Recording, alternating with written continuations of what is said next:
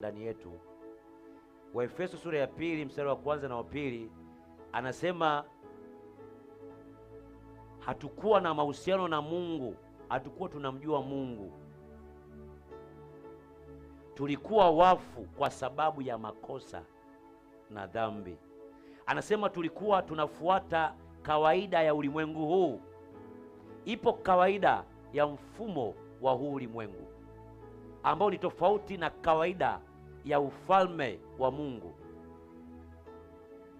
Anasema tulikuwa tunamfuata mfalme wa anga, yaani shetani ibilisi, roho atendaye kazi ndani ya wana wa uasi, kabla tujapokea kipawa cha neema ya wokovu. Biblia imeniambia katika kitabu cha Warumi sura ya 12, andika Warumi sura ya 12 mstari wa 2, inatofautisha mambo mawili makubwa. Inasema tusienende kama namna ya dunia inavyoenenda, ndio huu mfumo wa ulimwengu, ila inasisitiza bali tugeuzwe fikra, mindset, nia zetu. Kwa lugha rahisi, kuna namna watu wa duniani wanavyowaza, kuna namna ya watu wa duniani wanavyoongea, wanavyotafakari na kuyachukulia mambo. Ni namna ya giza, namna ya uharibifu. Ila ipo namna ya watu wa Mungu, wanapaswa kuwaza, kubadilishwa fikra, mitazamo. Tuwaze kama Mungu anavyotuwazia na tuwawazie wengine kama Mungu anavyowawazia. Ukiona hukumu zimekuwa nyingi ndani ya kanisa au ndani ya jamii au ndani ya familia, ujue kuna namna ambavyo watu wanaona katika namna ya kibinadamu kama mfumo wa dunia ulivyo. Ukiona upendo umekuwa mwingi, masamaha yamekuwa mwingi katika familia au jamii au kanisa, ujue fikra au mitazamo ya watu imeshabadilishwa tayari kwa kiwango fulani. Wakati wazee wa dini, Mafarisayo, Masadukayo na waandishi wanamwangalia yule mwanamke aliyefumaniwa, yule kahaba, wanamwangalia kama ni mtu wa kuuawa, kupigwa mawe, Yesu Kristo anamwangalia katika jicho la rehema, jicho la masamaha. Wakati Wayahudi wanamwangalia Zakayo, Matayo kama watoza ushuru, watu ambao wamezulumu, hawastahili kuchangamana na watakatifu wa Mungu, Yesu Kristo anapokea mwaliko wa kwenda nyumbani kwao.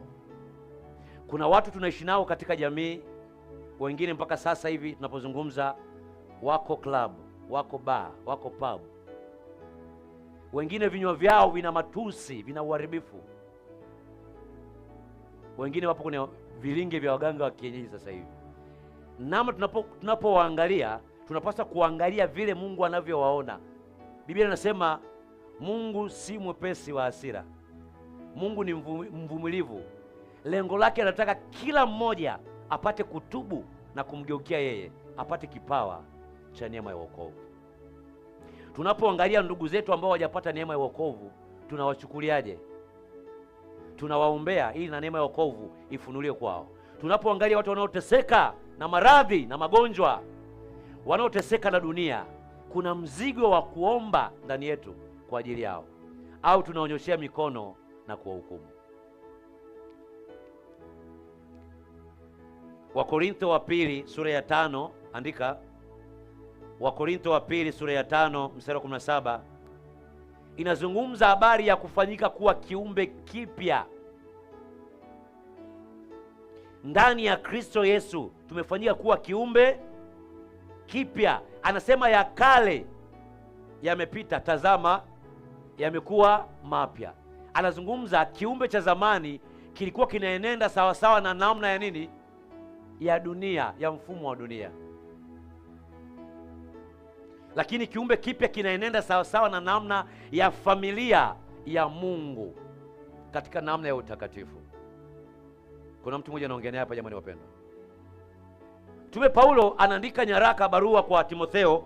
Ukiandika Timotheo wa pili Timotheo wa pili sura ya pili mstari wa 26, kabla ya kupokea neema ya wokovu, Biblia inasema mtu anakuwa katika mtego wa shetani ibilisi. Anakuwa katika nini?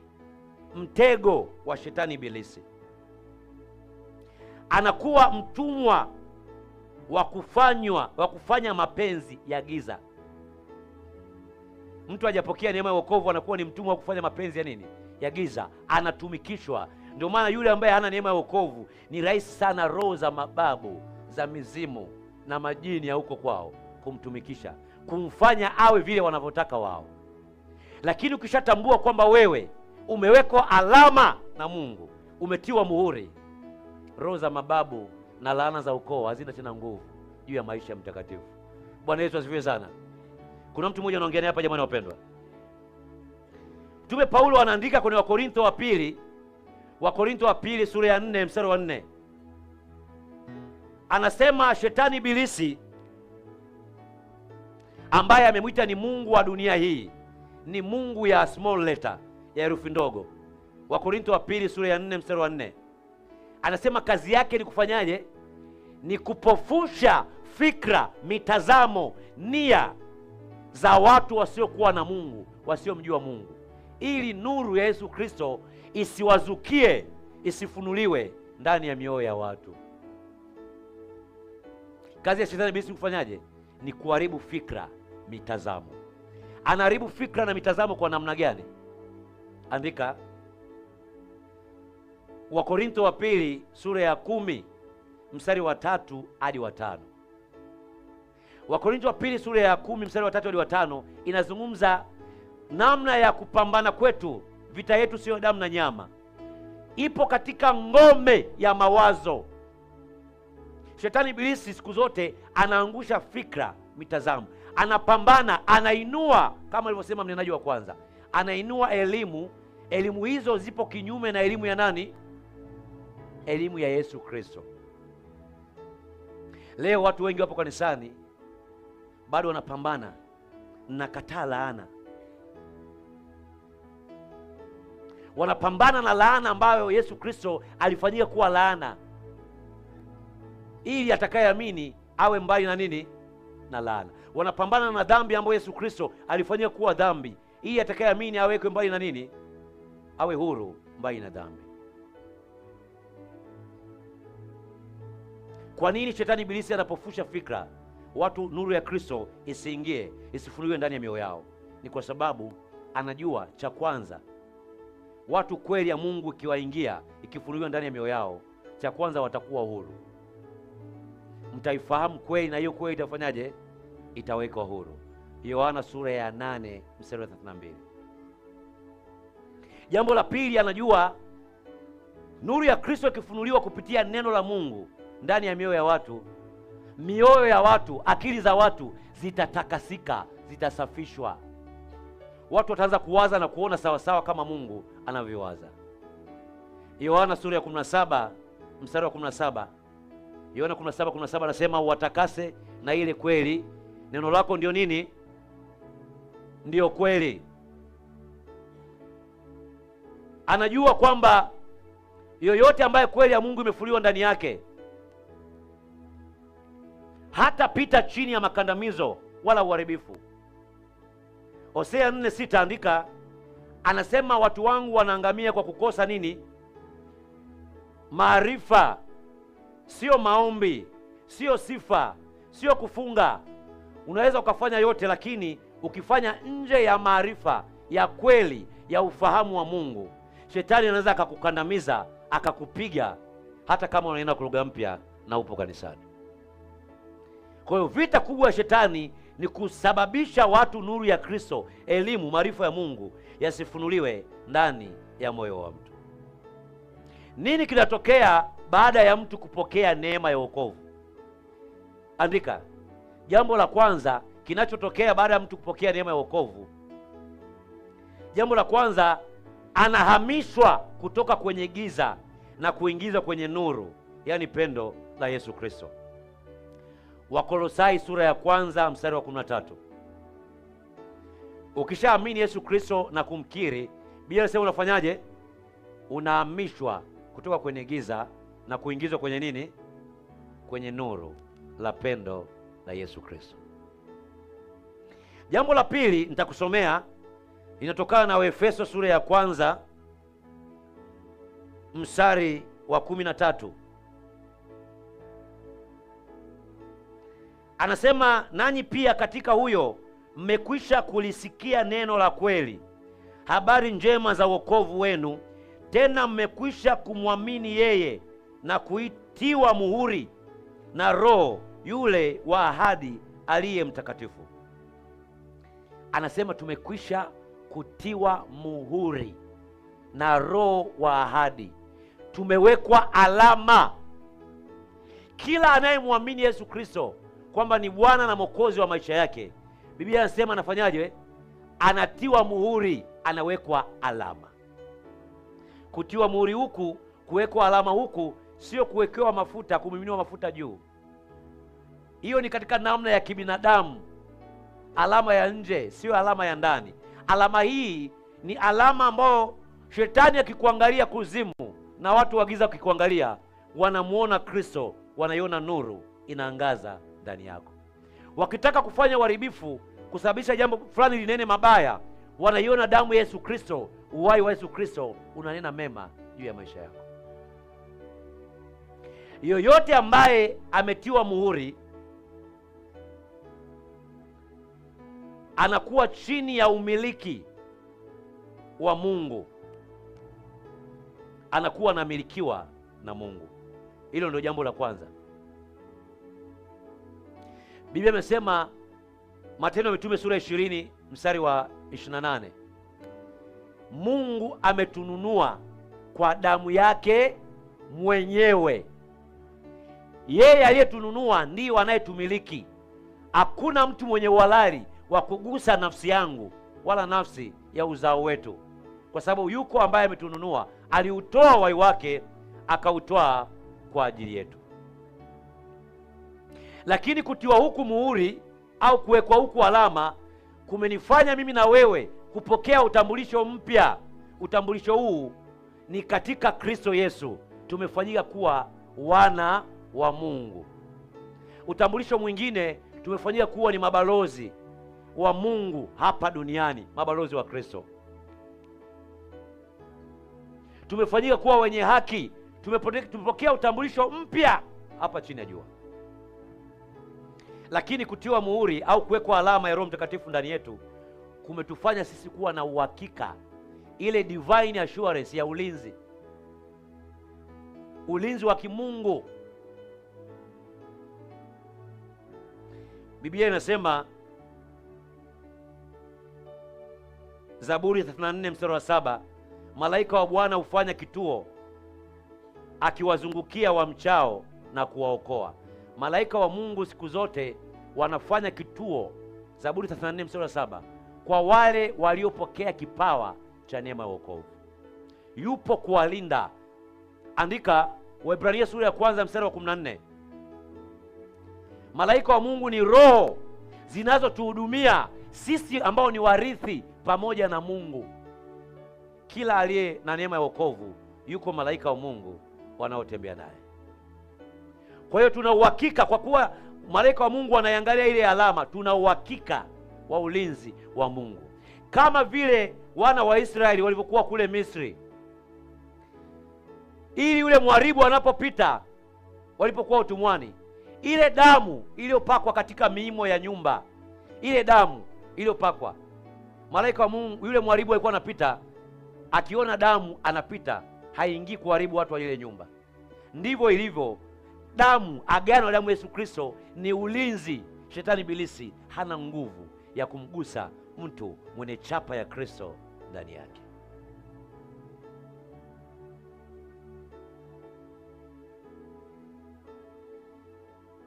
Kutiwa muhuri wa Roho Mtakatifu ni hatua moja.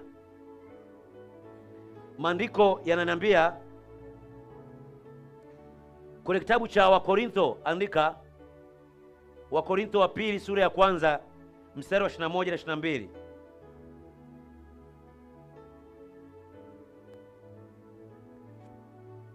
inazungumza, basi yeye atufanyaye imara pamoja nanyi katika Kristo na kututia mafuta ni Mungu, naye ndiye aliyetutia muhuri akatupa arabuni ya Roho moyoni mwetu. Yeye atufanyaye imara, kusimama imara katika ulimwengu wa roho ni Kristo Yesu. Alitupa mafuta, alitutia mafuta, akatutia muhuri katika namna ya roho. Mafuta anayozungumza hapa ni ujazo wa Roho Mtakatifu, sio mafuta ya mzaituni kutoka Misri wala kutoka Israeli. Ujazo wa nini? Wa Roho Mtakatifu. Anasema, andika katika kitabu cha waraka wa kwanza wa Yohana, waraka wa kwanza wa Yohana sura ya 2 mstari wa 27, na mafuta yale mliyoyapokea yanakaa ndani yenu. Mafuta ni ujazo wa Roho Mtakatifu, ndio muhuri wenyewe, ndio alama yenyewe tuliyowekewa. Katika hiyo alama tunanena kwa lugha mpya na kupokea vipawa mbalimbali vya Roho Mtakatifu.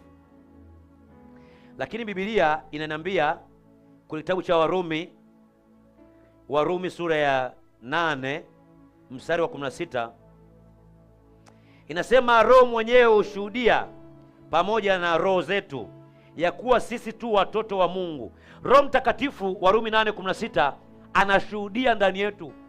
Yeye ni shuhuda, ametuweka muhuri, anashuhudia kwamba sisi ni watoto wa nani? Wa Mungu. Mgeukie jirani yako, mwambie mimi ni mtoto wa Mungu. Mwambie kwa sauti, mimi ni mtoto wa Mungu.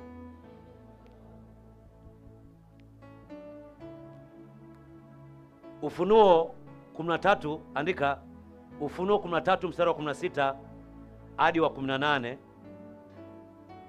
imezungumza kwa habari ya alama ya mnyama. Wahubiri wengi na watumishi wengi wanaitafasiri vibaya ile 666.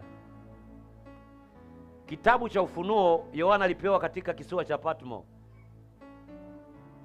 Kimetumia lugha ya ufunuo, sio lugha ya Kigiriki. Ni ya Kigiriki lakini katika namna ya ufunuo, sio lugha ya kawaida. 666 haipo kama 66 ilivyo, ni fumbo. Ndio maana katika kitabu cha Ufunuo na kitabu cha Danieli na Ezekieli kuna namba, kuna wanyama, kuna saini mbalimbali. Wametumia figurative language, ni figure of speech, ni lugha za picha za mafumbo zikiwa zinawakilisha siri fulani. Kuna mtu mmoja anaongea hapa jamani. Hatupasi kuhofia kwa habari ya 666 alama ya mnyama, kwa sababu huo ni muhuri wa wale ambao hawatamwamini Yesu Kristo na watakuwa chini ya utumwa wa nani? Wa shetani ibilisi. Sisi tayari tushatiwa alama yetu, tushawekwa muhuri wetu, ni Roho Mtakatifu ndani ya mioyo yetu. Kuna mtu mmoja anaongea hapa jamani wapendwa. Lakini nataka tuangalie kwa habari ya andiko moja la waraka wa kwanza wa Yohana sura ya 4 mstari wa 3. Waraka wa kwanza wa Yohana sura ya 4 mstari wa 3 inasema, na kila roho isiyomkiri Yesu haitokani na Mungu, na hii ndiyo roho ya mpinga Kristo, ambayo mmesikia kwamba yaja na sasa imekwisha kuwako duniani. Wangapi washasikia mafundisho ya atakuja mpinga Kristo, atafanya hivi na hivi na hivi, kwamba bado hajaja, atakuja hapo mbele? Wangapi washasikia hayo mafundisho? Hamjasikia mafundisho waimbaji? Mshasikia? Mpinga Kristo sio mtu. Mpinga Kristo ni roho iliyoko ndani ya wanadamu inayopinga kwamba Yesu Kristo sio mwanadamu 100% na sio Mungu 100%. Amesema tayari wapo. Wengi wanatarajia kwamba watakuja, lakini tayari wapo. Mpinga Kristo alikuwepo tokea Yesu Kristo hajafa. Yoyote anayekataa ubinadamu wa Yesu Kristo na uungu wa Yesu Kristo, huyu anaitwa ni mpinga nani?